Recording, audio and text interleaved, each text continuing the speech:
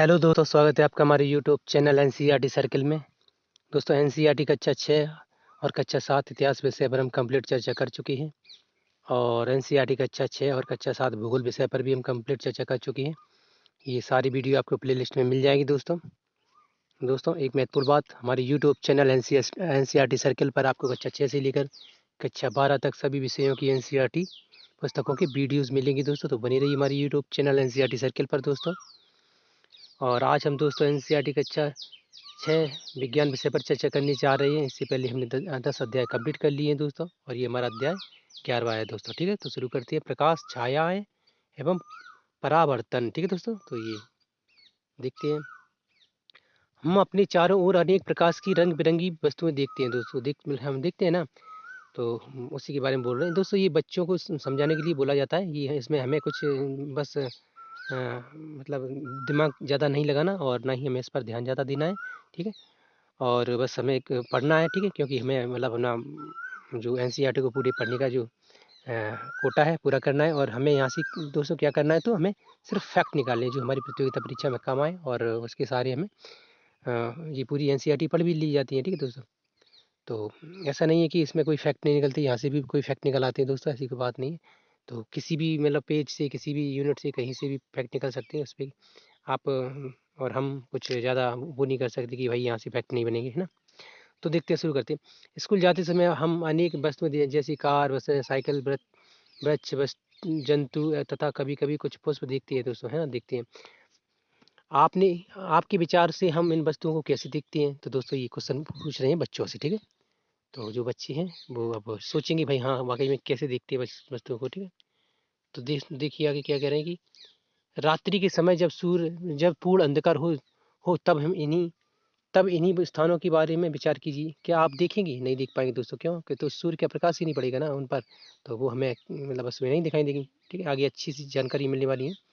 मान लीजिए रात्रि के समय आप पूर्णतः अंधेरे कमरे में जाते हैं। क्या आप कमरे में रखी हुई किसी भी वस्तु को देख पाते हैं? बिल्कुल नहीं देख पाएंगे। क्यों नहीं देख पाएंगे? तो क्योंकि लाइट नहीं है ना, प्रकाश नहीं है, ना रोशनी नहीं है। ठीक है, वो ये की बात है।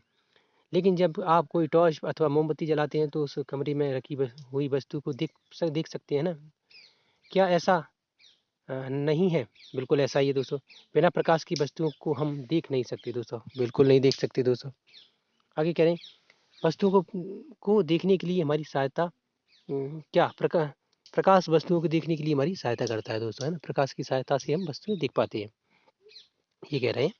आगे कह रहे हैं, टॉर्च का बल्ब एक ऐसी वस्तु है जो स्वयं प्रकाश देता है दोस्तों। जो टॉर्च का बल्ब होता है वो स्वयं प्रकाश देता है ना। सूर्य प्रकाश में एक ऐसा पिंड है जो पृथ्वी को प्रकाशित करता है दोस्तों, है ना। तो सूर्य भी मतलब पृथ्वी को प्रकाशित करता है। ये भी एक बता रहे हैं दोस्तों, बात है ना, महत्वपूर्ण है। अब आके मतलब बहुत सी बच्चों को नहीं मालूम होगा, अगर मालूम है तो और अच्छी बात है कि पृथ्वी किससे चमकती है। मतलब किस पृथ्वी पर जो प्रकाश होता है वो सूर्य का प्रकाश होता है। ठीक है, उसी के प्रकाश से हम वस्तु देख पाते हैं। तो ये बात थी। दिन के समय हम इसी प्रकाश से वस्तुओं को देख पाते हैं, बोल रहे हैं। जो वस्तु सूर्य की तरह स्वयं प्रकाश का उत्सर्जन करती हैं उन्हें दीप्त पिंड कहते हैं दोस्तों। कह रहे हैं कि जो वस्तुएं सूर्य की तरह स्वयं प्रकाशित होती हैं, या सूर्य की तरह प्रकाश उत्पन्न करती हैं, या उनसे प्रकाश निकलता है, ठीक है, तो उन्हें क्या कहा जाता है? दीप्त वस्तुएं। ये दीप्त यानी कि लाइट वाली, प्रकाश वाली वस्तुएं। ठीक है, आगे देखिए क्या कह रहे हैं कि कुर्सी, चित्र अथवा जूते जैसी वस्तुओं के बारे में आप क्या कहेंगे? तो दोस्तों ये क्या है? ये वस्तुएं हैं, ये वस्तुएं सामान्य वस्तुएं हैं, ना कि प्रकाश वाली वस्तु, ना कि दीप्त वस्तुएं। ठीक है, हाँ, इन्हें आप तभी देख सकते हैं जब प्रकाश एक दीप्त वस्तु जैसे सूर्य, टॉर्च अथवा विद्युत का प्रकाश से इन वस्तुओं पर पड़ता है दोस्तों। कह रहे हैं कि एक इन वस्तुओं को हम तभी देख पाते हैं जब सूर्य का प्रकाश या टॉर्च का प्रकाश या विद्युत का प्रकाश इन पर पड़ता है। ठीक है, तब हमारी आंखों की ओर आता है दोस्तों, इन पर पड़ के हमारी आंखों की ओर आता है प्रकाश। ठीक है दोस्तों, तो बोल रहे हैं ये। आगे कह रहे हैं कि 11.1 अपारदर्शी एवं पारभासी वस्तुएं दोस्तों। तो यहाँ से अब बातें काम की निकलने वाली हैं। ठीक है, आगे तो यहाँ तक तो हम वैसे मतलब नॉर्मल बात पढ़ रहे थे दोस्तों, क्योंकि वो कक्षा 6 के छात्रों की हिसाब से बनाई जाती है ना ये पुस्तकें, इसलिए।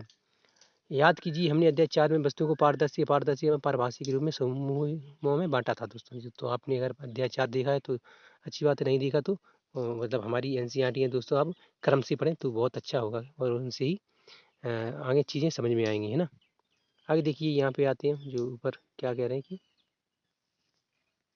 यहाँ से यदि हम किसी वस्तु को आर पार नहीं देख सकते तो वह अपारदर्शी वस्तु है। ठीक है दोस्तों, क्या कह रहे हैं, जो वस्तु हम कोई भी वस्तु लें, ठीक है, अगर हम उसके आसपास आर पार देख नहीं पा रहे हैं तो वो क्या कहलाएगी, अपारदर्शी वस्तु। ठीक है, यदि आप किसी वस्तु के आर पार देख सकते हैं तो वह वस्तु प्रकाश को अपने अंदर से होकर जाने देती है। ठीक है, तो क्या कह रहे हैं कि जो वस्तु किसी वस्तु की हम आर पार देख रहे हैं, अगर देख सकते हैं तो वो वस्तु क्या कहलाएगी, तो अपारदर्शी वस्तु कहलाएगी। ठीक है दोस्तों,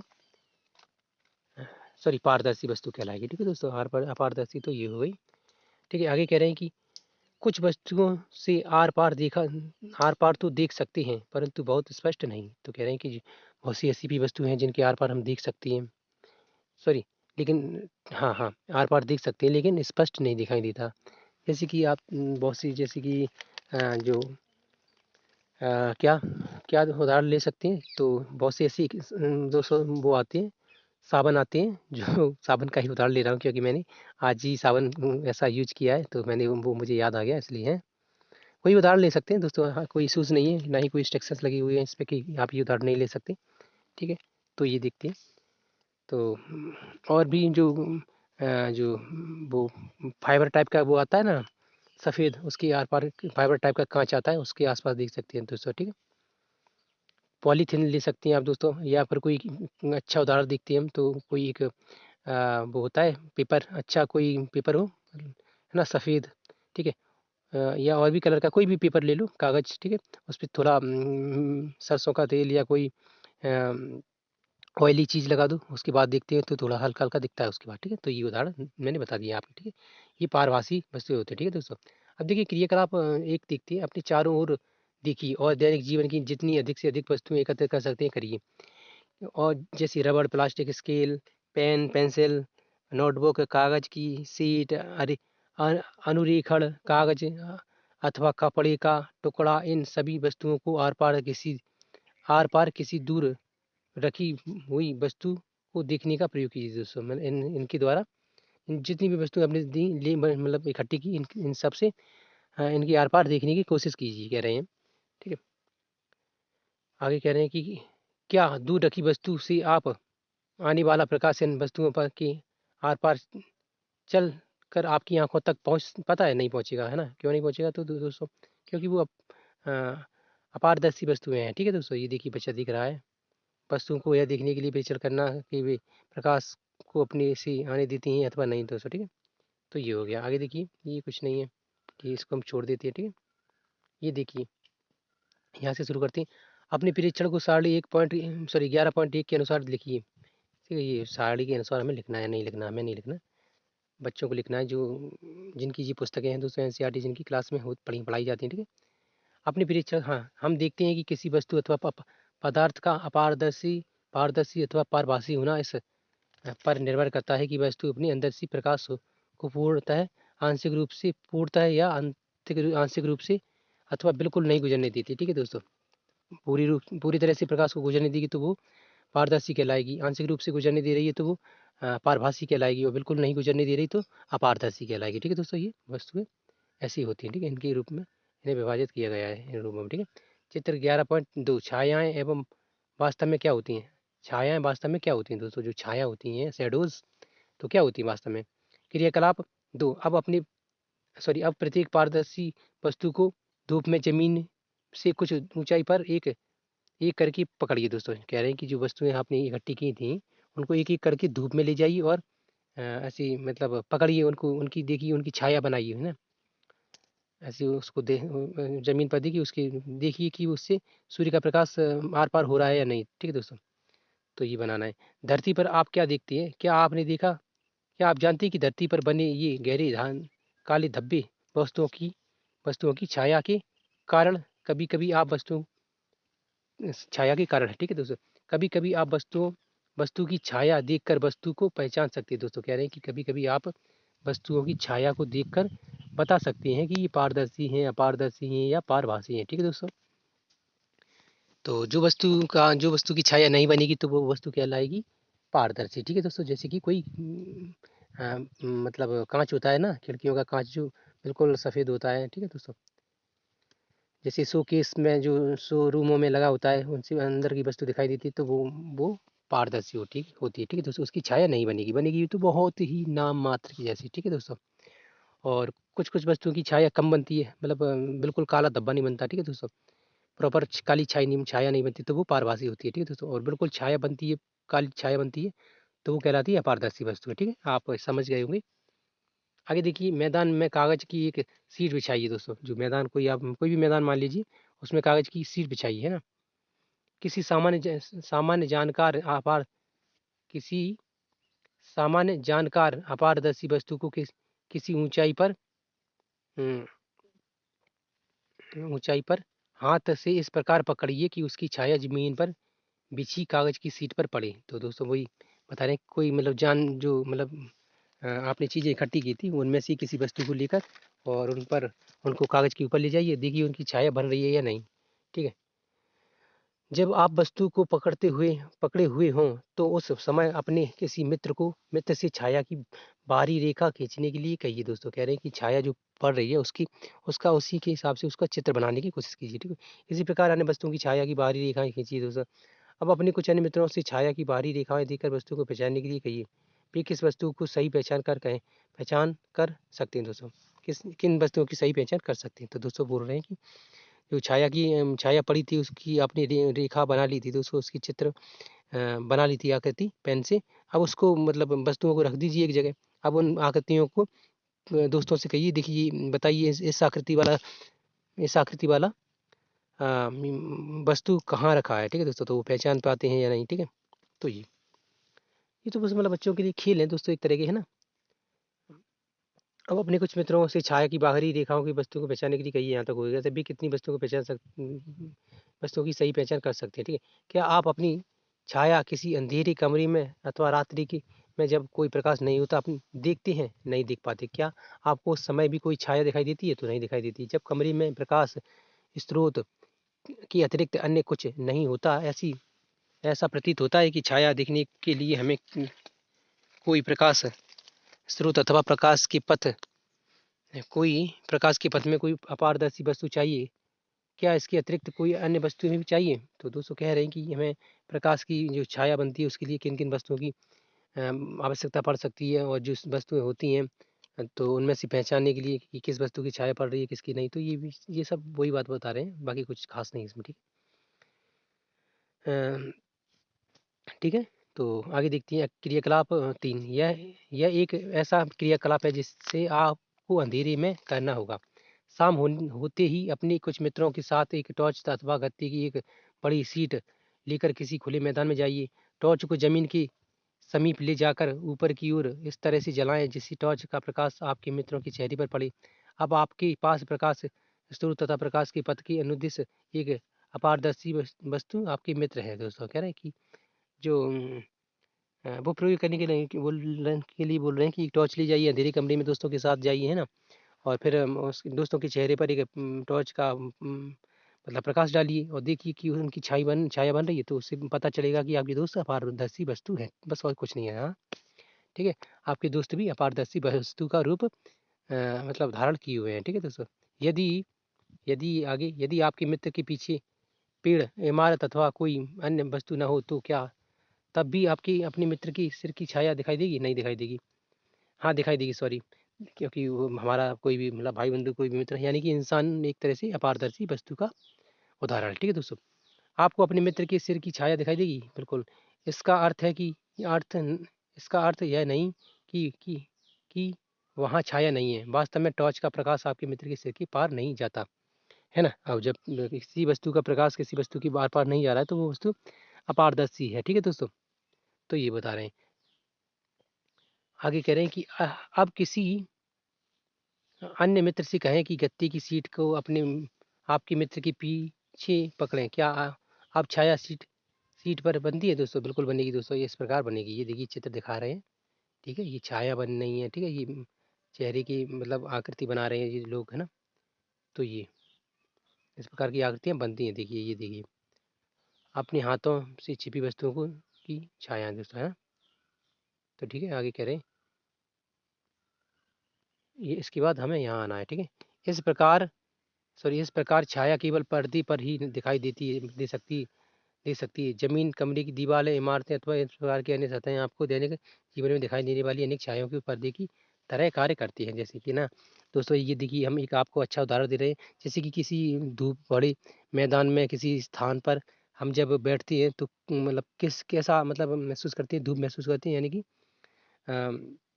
हमें सीधी सूर्य की किरणें हमें मतलब गर्मी देती है। ठीक है, आप देखिए जब किसी पेड़ के नीचे हम आकर बैठते हैं तो हमें छाया मिलती है, और छाया से हमें क्या मिलती है, तो संतुष्टि मिलती है, यानी कि वो धूप हमें मतलब अधिक कष्ट नहीं देती है। मतलब उसकी अगर यदि गर्म हवाएं चल रही है तो बात अलग है अब बात भी होती है। ठीक है, तो हम उसकी छाया से अपने आप को सुरक्षित कर पाते हैं, है ना। इसलिए इस प्रकार हम दोस्तों क्या कह सकते हैं कि पेड़ है वो भी अपारदर्शी वस्तु का उदाहरण है। ठीक है दोस्तों, लेकिन वो दोस्तों वही बात है कि अगर पेड़ की शाखाएं पत्तियां घनी है तो अच्छी मतलब छाया पड़ेगी। अगर उसकी पत्तियां घनी नहीं है, शाखाएं घनी नहीं है, तो छाया बनेगी तो, लेकिन वो कुछ मतलब बिरल यानी कि बिखरी हुई है ना, कम कम। ठीक है, तो उसकी बीच में जो शेष जगह बचेगी, जो टहनियों के बीच में, पत्तियों के बीच में, तो वहां से धूप आएगी। ठीक है दोस्तों, तो वो तो डायरेक्ट मतलब धूप आ ही रही है ना, तो उसको हम कोई नाम नहीं दे सकते। ठीक है, और जो मतलब जितनी छाया बन रही है उसको हम जो जगह से पत्तियों से टहनियों से छाया बन रही है उसको अपारदर्शी का नाम दे सकते हैं। ठीक है, और भी है जैसे कि हम कहीं धूप में चलती हैं दोस्तों तो हमारी छाया बनती है, तो हम भी अपारदर्शी वस्तु का उदाहरण हैं दोस्तों, है ना।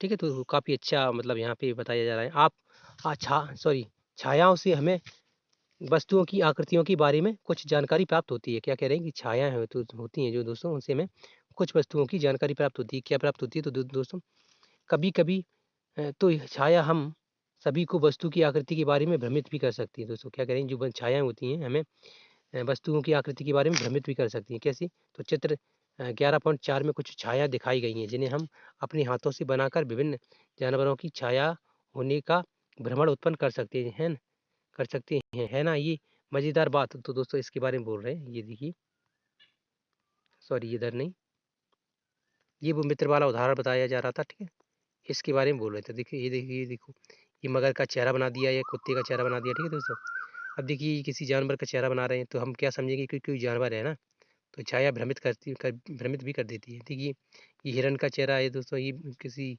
बकरी का या किसी और अन्य जानवर का है। ठीक है दोस्तों, ये देखिए चमगादड़ की छाया बनाई है। ठीक है, ये भी कोई चिड़िया पक्षी का जानवर का चेहरा बना दिया, तो ये भ्रमित करती है। ठीक है दोस्तों, आगे देखिए क्या कह रहे हैं कि हाँ, क्रियाकलाप 4 इसके बाद स्कूल के मैदान में धूप में एक कुर्सी रखी, आप कुर्सी की छाया से क्या अवलोकन कर सकते हैं दोस्तों। क्या छाया से कुर्सी की सही आकृति का ज्ञान होता है? नहीं होता, क्योंकि कुर्सी पर बैठा जा सकता है, उसकी छाया की आकृति पर नहीं। और भी वजह है, कुर्सी का मतलब छाया तो उसकी जो ठोस सतह है उसके हिसाब से बनेगा ना, तो उसमें वो जो पैर होते हैं वो दिखाई देंगे, और उसका वो मुख्य हिस्सा दिखाई देगा। ठीक है दोस्तों, बाकी इससे नहीं दिखाई देंगे। आगे क्या कह रहे हैं, क्या छाया से हाँ, यदि आप कुर्सी को थोड़ा सा घुमा दें तो कुर्सी की छाया की आकृति में कुछ परिवर्तन दिखाई देगा, बिल्कुल दिखाई देगा, परिवर्तन होता है। ठीक है, आगे कह रहे हैं एक पतली नोटबुक लेकर उसकी छाया को देखिए। नोटबुक यानी कि जो किताब होती है उसको, इसके पश्चात एक आयताकार डिब्बा लीजिए और उसकी छाया देखिए। क्या क्या दोनों छाया समान आकृति की प्रतीत होती हैं? बिल्कुल नहीं, क्योंकि अलग ही दिखाई देंगी, है ना, होती भी है। विभिन्न रंगों के पुष्प अथवा अन्य वस्तुएं लेकर उसकी छाया का अवलोकन कीजिए दोस्तों। जी विभिन्न प्रकार की वस्तुएं होती हैं, ठीक है, अलग अलग रंग की वस्तुएं हैं, उनको लेकर उनकी छाया बनाइए दोस्तों। क्या वो उनका रंग रंग भी दिखाई देंगे? नहीं दिखाई देंगे, क्योंकि हर छाया दोस्तों काली होती है। ठीक है, वो क्यों होती है उसकी वजह आगे देखेंगे। विभिन्न रंगों है, विभिन्न रंगों की पुष्प अथवा अन्य वस्तुएं लेकर उनकी छाया का अवलोकन कीजिए, छायाओं का अवलोकन कीजिए। उदाहरण के लिए लाल गुलाबी अथवा पीला गुलाब ले सकते हैं दोस्तों, लाल गुलाबी या पीला गुलाब ले सकते हैं। ठीक है, जब वस्तुओं के रंग भिन्न भिन्न होते हैं तो क्या उनकी छायाओं के रंग भी भिन्न भिन्न हो दिखाई पड़ते हैं दोस्तों? नहीं दिखाई पड़ती। क्यों नहीं दिखाई पड़ती? तो ये वजह होती है कुछ, ठीक है, क्योंकि उसकी वजह आगे देखने को मिलेगी। और बहुत सी वजह दोस्तों, बहुत सी बार ऐसा हो भी सकता है कि दिखाई देता है। तो ये सूर्य के प्रकाश में ये नियम नहीं लागू होता कि हर वस्तु का के रंग के हिसाब से उसकी छाया बनी, नहीं। प्रकाश की लाइट में, टॉर्च की प्रकाश में ये नियम लागू होता है। ठीक है दोस्तों, बाकी यदि कहीं कहीं सूर्य के प्रकाश में भी लागू किया होता है, लेकिन यदि ऊंचाई से बनाया जाएगा तो नहीं होगा। ठीक है, और उसकी कुछ मतलब ऐसी भी बात कह सकते हैं, मतलब ये भी बात लागू होती है कि कुछ कुछ जैसे कि किसी लाल रंग की छाया बनाई जाए, बड़ा आकार है यदि उसका, तो उसका मतलब रंग लाल दिखाई देगा, यानी कि छाया रंगीन दिखाई दे सकती है। ठीक है, तो ये हाँ, इसका उत्तर हाँ में भी है और ना में भी है दोस्तों, है ना। तो देखिए आगे क्या कह रहे हैं, हाँ, एक लंबा बॉक्स लीजिए तथा पृथ्वी पर बनी उसकी छाया को देखिए, ध्यान से देखिए। जब आप बॉक्स को इधर उधर गति करते हैं तो उसी समय आप छाया के आकार में भी होने वाले परिवर्तन को देख सकते हैं। ठीक है, तो जैसे कि मतलब वो बताना है, किसी वस्तु को उसकी छाया बनाइए और उसको फिर हिलाइए इधर उधर, है ना, ले जाइए, तो उसका जो छाया बनेगा वो भी तो इधर उधर घूमेगा, आएगा जाएगा। तो बस ये है उसका मतलब होता है, क्योंकि वस्तु की छाया बन रही है ना, इसलिए। आगे देखिए, तो उस समय आप छाया के आकार में होने वाली परिवर्तन को देख सकते हैं। बॉक्स की छाया कब सबसे छोटी बनती है? तब जब आप बॉक्स की बड़ी फलक को सूर्य के सामने रखते हैं, अथवा जब आप छोटे फलक को सूर्य के सामने रखते हैं। तो जब सूर्य के सामने बड़े फलक को रखा जाएगा, यानी कि बड़ी फलक की छाया बनाई जाएगी, तो बड़ी बनेगी, छोटे फलक की छाया छोटी बनेगी, है ना। तो वो छाया किस पर निर्भर करती है? तो वस्तुओं के आकार पर। ठीक है दोस्तों, आइए इस लंबे बॉक्स का प्रयोग सरल कैमरा बनाने में करते हैं दोस्तों। ये कैमरा बनाना है, बच्चे क्या कैसे बना रहे हैं देखते हैं। चित्र 11.3 सूची छिद्र कैमरा। शायद आप यह सोचते हो कि किसी कैमरे को बनाने के लिए हमें बहुत सी सामग्री की आवश्यकता होती है, या लेकिन यदि हम केवल सरल रेखी छिद्र कैमरा ही बनाना चाहते हैं तब ऐसा नहीं होता। ठीक है दोस्तों, सरल रेखी कैमरा कैसे बनाना है देखिए। उदाहरण मतलब क्रियाकलाप 5। दो ऐसी बॉक्स लीजिए जिनमें से एक बॉक्स दूसरे के भीतर बिना अंतराल के खिसक सके, है ना, कि बोल रहे हैं दो बॉक्स लीजिए और वो एक दूसरे में रखे जा सके, मतलब एक बड़ा बॉक्स लीजिए, एक छोटा बॉक्स बॉक्स लीजिए लीजिए और बड़े बॉक्स के अंदर छोटा बॉक्स रख दीजिए। ठीक है, दोनों बॉक्स का एक एक फलक काट दीजिए, मतलब एक एक फलक, यानी कि एक एक जो हिस्सा होता है, एक दीवार होती है कोई भी, मतलब वो काट दीजिए। ठीक है, यानी कि एक और उसमें होल कर दीजिए, ऐसा समझ सकते हैं, या काट कर एक अलग टुकड़ा निकाल दीजिए। ठीक है, बड़ा बॉक्स लेकर उसकी दूसरे छोटे फलक की बीचों बीच एक छोटा छिद्र बनाइए दोस्तों। चित्र भी दिखाएंगे अभी। चित्र 11.5 ए में देखिए दोस्तों, यहाँ कहीं दिखा रहे हैं, तो ये देखिए इस प्रकार बता रहे हैं। ये देखिए, ये फलक के ऊपर का काट दिया गया, ये छिद्र कर दिया दोस्तों, यहाँ फिर ये किया गया है, फिर ये ऐसा किया गया है। ठीक है, देखिए, हाँ, इधर इसी प्रकार छोटे बॉक्स के दूसरी छोटे फलक पर एक वर्गाकार आकृति जिसकी भुजा एक लगभग 5 सेंटीमीटर से 6 सेंटीमीटर हो काटी। इस कटे भाग पर ट्रेसिंग पेपर पारभासी पर्दा चिपकाकर ढक दीजिए, मतलब पारभासी पर्दा, यानी कि कोई छोटा सा जिसमें मतलब ऐसा कागज चिपका दीजिए जो अपने अंदर से प्रकाश का कुछ अंश परावर्तित कर सके, यानी कि मतलब वही कि जैसे कि कोई कागज लीजिए, उस पर थोड़ा कोई ऑयली चीज़ लगा दीजिए और फिर उसको यहाँ पर लगा दीजिए, ट्रेसिंग पेपर बोलते हैं जिसको। ठीक है, चित्र 11.5 बी में देखिए। ठीक है, छोटे बॉक्स को बड़े बॉक्स में इस प्रकार खिसकाइए कि छोटी बॉक्स का पारभासी ट्रेसिंग पेपर वाला पर्दा बड़े बॉक्स के भीतर हो, ऐसे मतलब इस प्रकार खिसकाना है। ठीक है, आगे देखिए चित्र 11.5 सी। आपका आपका सूची छिद्र कैमरा उपयोग के लिए तैयार है दोस्तों। ये कैमरा बन गया दोस्तों, है ना। सूची छिद्र कैमरा लेकर छोटे बॉक्स को हुए सिरे से देखें खुले हुए सिरे से अपने सिरे अपने सिर पर अपने सिर तथा सूची छिद्र कैमरे को आ, काले रंग की कपड़े से ढक लीजिए। अब सूची छिद्र कैमरे से दूर की वस्तुएं जैसे पेड़ अथवा इमारतों को देखने का प्रयास करें दोस्तों। कैसे दिखाई देंगी? तो बिल्कुल मतलब, या मतलब ऐसे कह सकते हैं कि शायद यहाँ पे ये जो यूज किया जा रहा है कांच, ये कप कागज है, ये मतलब पारदर्शी कागज हो सकता है। ठीक है दोस्तों, पारदर्शी ही होगा मेरे ख्याल से। ठीक है,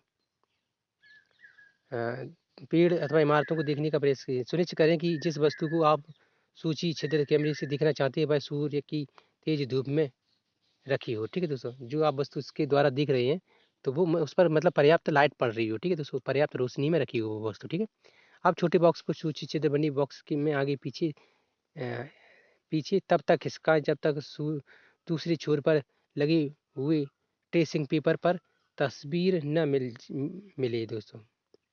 कैसे? तो ये ऐसे बोल रहे हैं, तस्वीर न मिले, ये वो बॉक्स को खिसका कर बना रहे हैं।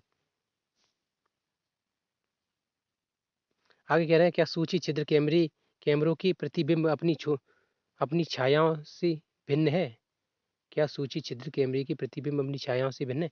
सूची छिद्र कैमरे से सूर्य के तीव्र प्रकाश में सड़क पर गतिमान वाहनों एवं व्यक्तियों को देखें।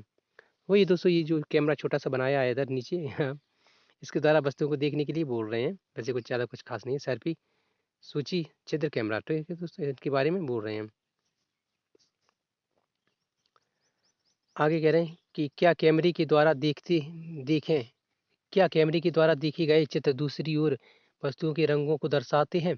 क्या प्रतिबिंब सीधे हैं अथवा उल्टे हैं? आश्चर्य मतलब अजीब लगेगा। ठीक है दोस्तों, आइए अब अपनी सूची छिद्र कैमरे से सूर्य का प्रतिबिंब बनाए दोस्तों। जो कह रहे हैं कि अपनी जो सूची छिद्र कैमरा बनाया है उसके क्या करें, उसके प्रतिबिंब बनाए दोस्तों। ठीक है, इसके लिए हमें थोड़ी सी भिन्न व्यवस्थाएं चाहिए दोस्तों। हमें गत्ते की एक बड़ी सीट चाहिए जिसमें मध्य में छोटा सा छिद्र छेपा हो। गत्ते की सीट को सूर्य की तरफ इस तरह पकड़ें कि उसकी छाया साफ क्षेत्र में बनी। क्या आप सूर्य का वृत्ताकार प्रतिबिंब गत्ते की सीट की छाया के मध्य देखते हैं? बिल्कुल देखने को मिलेगा दोस्तों। और क्या कह रहे हैं, क्या आप सूर्य का वृत्ताकार प्रतिबिंब गत्ते की छिद्र की छाया की मध्य में दिखाई देगा, है ना? क्योंकि वो मतलब उसमें देखा जा सकता है। ठीक है,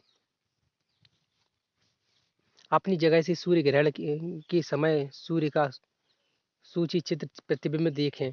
सूर्य ग्रहण से पहले सूची छिद्र तथा पर्दे को इस तरह से सुव्यवस्थित करें कि सूर्य का प्रतिबिंब पर्दे पर साफ बने।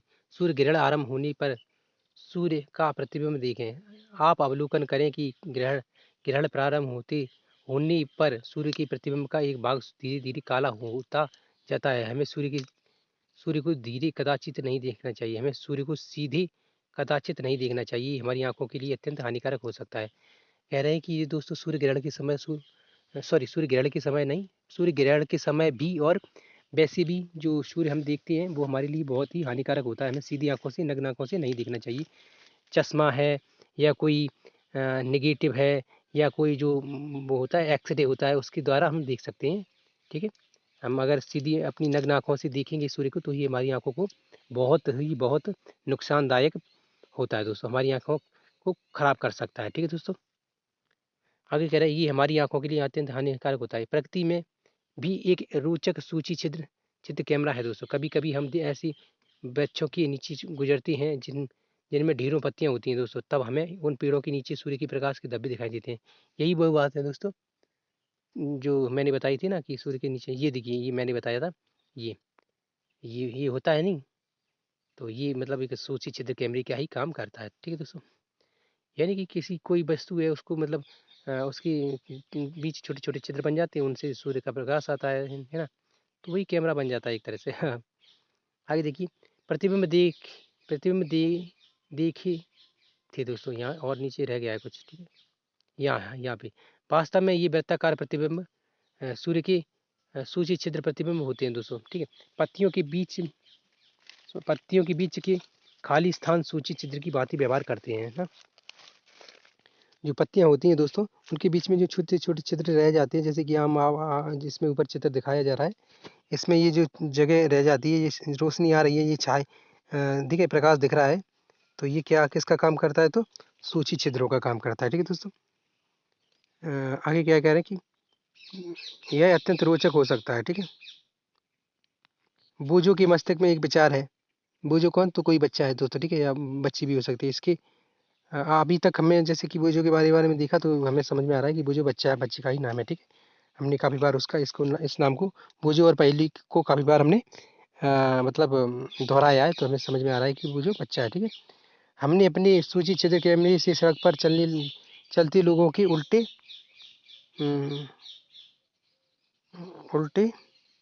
आगे यहाँ पे प्रतिबिंब देखे थे दोस्तों, उल्टे प्रतिबिंब देखे थे।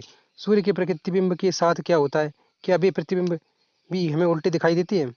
दिखाई दिए थे। पहेली का कुछ अन्य विचार है दोस्तों। पहेली भी कोई एक बच्ची है, ठीक है, ठीक है।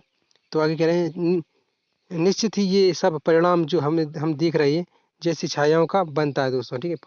ये जो उल्टा प्रतिबिंब का बनना होता है वो किसका बनता है, तो किस वजह से, तो प्रतिबिंब ये मतलब यहाँ पे ये सूचित छिद्रों की वजह से, ठीक है। सब परिणाम जो हम देख रहे हैं छायाओं का बनना सूचित छिद्र प्रतिबिंब आदि तभी संभव है जब प्रकाश केवल सरल रेखा में गमन करे, यानी कि जब प्रकाश सीधी रेखा में गमन करता है, चलता है, तभी ये सब जो एक्टिविटी होती है वो संभव हो पाती है, ठीक है। क्रियाकलाप 6, आइए पाइप का छोटा टुकड़ा अथवा रबड़ की लंबी नली लें, ठीक है। कमरे में एक तरफ एक मोमबत्ती जलाकर मेज के ऊपर रखें। अब कमरे में दूसरी तरफ खड़े खड़े होकर पाइप से मोमबत्ती को देखें। चित्र 11.7 ए इस तरह से, ठीक है। मोमबत्ती की ओर सीधे मुड़े हुए पाइप को द्वारा देखना, सीधे मुड़े हुए पाइप को देखना। तो कह रहे हैं कि चित्र 11.7 बी, क्या आप मोमबत्ती दिखाई दे रही है? तो कह रहे हैं कि क्या मोमबत्ती दिखाई, जब आप मोमबत्ती को देख रहे हैं तब पाइप को थोड़ा सा मोड़िए, है ना। क्या आप मोमबत्ती दिखाई दे रही है? नहीं दिखाई देगी। पाइप को अपनी दाईं आंख या बाएं हिस्से घुमाएं। क्या अब आपको मोमबत्ती दिखाई दे रही है? नहीं दिखाई देगी। क्या इसमें क्या कोई निष्कर्ष निकला है? तो दोस्तों कह रहे हैं कि वो पाइप मतलब मड़ा हुआ है, इसलिए वो उसका सीधा प्रतिबिंब नहीं बन पा रहा है, मतलब उसमें दिखाई नहीं दे रहा है। यह दर्शाता है कि प्रकाश सरल रेखा में गमन करता है। क्या ऐसा नहीं है? तो इससे साबित हो रहा है कि प्रकाश सरल रेखा में गमन करता है, यानी कि पाइप मुड़ गया है और वो मुड़ने से उसका उसके जो उसमें दिख रहे हैं तो वो सरल रेखा नहीं बन रही है ना, सीधी रेखा, ठीक है। इसलिए हमें मोमबत्ती नहीं दिखेगी। इस कारण जब जब कोई अपारदर्शी वस्तु से रोकती है तो उस वस्तु की छाया बनती है दोस्तों, है ना। इससे साबित होता है जब कोई अपारदर्शी वस्तु होती है दोस्तों, तो किसी प्रकाश को रोकती है जो सरल रेखा में जा रहा है, तो उसकी छाया बन जाती है। देखिए कितनी सरल ये भाषा में समझाया जा रहा है। दर्पण तथा परावर्तन, देखिए अब यहाँ पे आ गए हम। तो हम सभी घर पर दर्पण का प्रयोग करते हैं दोस्तों, बिल्कुल करते हैं। क्या आप सॉरी, हाँ, दर्पण का प्रयोग करते हैं। आप दर्पण में अपने चेहरे को देखते हैं, मतलब यहाँ क्या लगाना भी कोई गलत नहीं है। देखते हैं, जो आप देखते हैं वह दर्पण में अपने चेहरे का परावर्तन है दोस्तों। जो हम अपने चेहरे को देखते हैं तो ये क्या होता है, तो हमारे चेहरे का परावर्तन होता है, उसको हम देखकर अपने आप को समझ पाते हैं, ठीक है। या कोई भी चीज़ हो, हम दर्पण के सामने रखी हुई वस्तुओं का परावर्तन भी दर्पण में देखते हैं दोस्तों, परावर्तन भी दर्पण में देखते हैं, ठीक है, बिल्कुल देखते हैं। कभी कभी हम झील अथवा तालाब के पानी में पेड़ों अथवा इमारतों अथवा अन्य वस्तुओं का परावर्तन देखते हैं दोस्तों, ठीक है दोस्तों। तो देखते ही हैं। क्रियाकलाप 7, यदि यह क्रियाकलाप रात्रि के समय अथवा अंधेरे कमरे में किया जाना चाहिए। अपने किसी मित्र से कहिए कि वह एक हाथ में दर्पण लेकर कमरे के एक कोने में खड़ा हो जाए, ठीक है। एक हाथ में टॉर्च लेकर आप कमरे के दूसरे कोने पर खड़े हो जाएं। टॉर्च की कांच को अपनी उंगलियों से ढक लीजिए तथा टॉर्च को जलाएं। किरण पुंज प्राप्त करने के लिए अपनी उंगलियों के बीच कुछ जगह छोड़ दें दोस्तों, इस तरह से बोल रहे हैं, ठीक है। प्रकाश पुंज को आपके मित्र के द्वारा पकड़े हुए दर्पण पर डालिए। क्या आप दूसरी तरफ प्रकाश का धब्बा देखती हैं? तो बिल्कुल दिखाई देगा। चित्र 11.8 में देखें, ये इस चित्र के बारे में बता रहे हैं, ठीक है।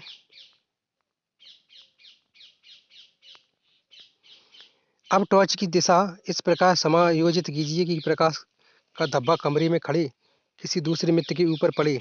दोस्तों कह रहे हैं कि अब इस प्रकार खड़े समायोजित कीजिए कि प्रकाश का धब्बा आपके जो दोस्त हैं उन पर पड़े, ठीक है। तो मतलब उसको किसको, तो टॉर्च को ऐसी मतलब व्यवस्थित करना है, ठीक है दोस्तों।